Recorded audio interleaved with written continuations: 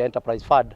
This is a fund tulianzisha mwaka wa 2014 kwa wakati wa muhula wangu wa kwanza, na hii ilikuwa lengo lake lilikuwa ya kuwezesha watu wetu, kwa sababu ni watu wengi wetu kule mashinani kupata msaada kama huu au credit kama hii inakuwaga gumu, na ndio unaona akina mama vikundi ile wanatumia sana ni ile gubasho, ile merry-go-round, na mara nyingine unaona ya kwamba hata wanakuwa na shida ya kupata hiyo pesa kwa sababu haitoshagi kulingana na vile wenye kikundi wanahitaji. Na kwa hivyo tukasema ya kwamba hebu tutege pesa ile itakuwa na interest kidogo sana, na ndio ile pesa tunapatiana, it is only an annual 6% interest. Kwa hivyo na haikuwagi na any other gharama ingine, it is one off ya 6% interest kwa mwaka. Na kwa hivyo hii ni pesa inawezesha watu wetu kuanzisha tu biashara hata ikiwa ni kidogo na kujimudu kimaisha.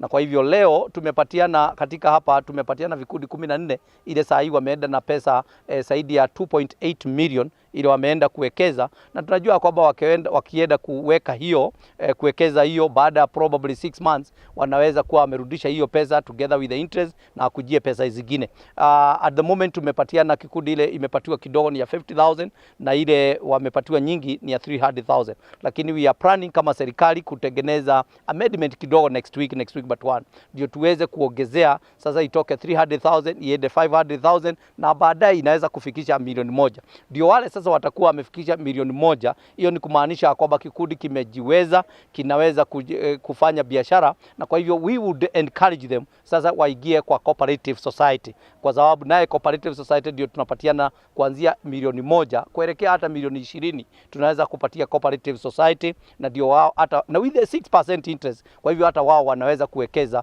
kwa sababu the government is not to make any profit but it's just to enable our people to sustain mambo yao economically au kufanya biashara zao economically. Kwa hivyo tuko na furaha, na tayari ningeweza kuambia wananchi wetu wale wa Laikipia County ya kwamba bado tuko na pesa, kwa sababu next week but one tutaenda kupatiana about 3.8 million kule kwa Laikipia West, lakini hata baada ya kupatiana hiyo bado tuko na 7 million ile bado haijaombwa, ile wananchi hawajajitokeza. Na kwa sababu vile tumejua kwamba ni watu wengi labda hawajui vile tunapatiana hii pesa, na tungetaka kusema kwamba kila ward iko na enterprise officers, tunaweza tumia kupitia kwa CDA wetu wanaweza kutuelimisha vile hii pesa tunaweza kujaza form na tupatiwe, na haikuwa na complication yeyote kupata pesa kutoka 50,000 to 300,000 with an interest of 6%.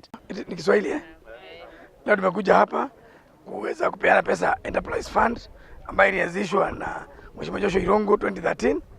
Leo tumeweza kupatia vikundi Laikipia East 14, that is milioni 2.8, na vile tuko na pesa zingine ambazo tuko nazo Laikipia West na 3.6 million.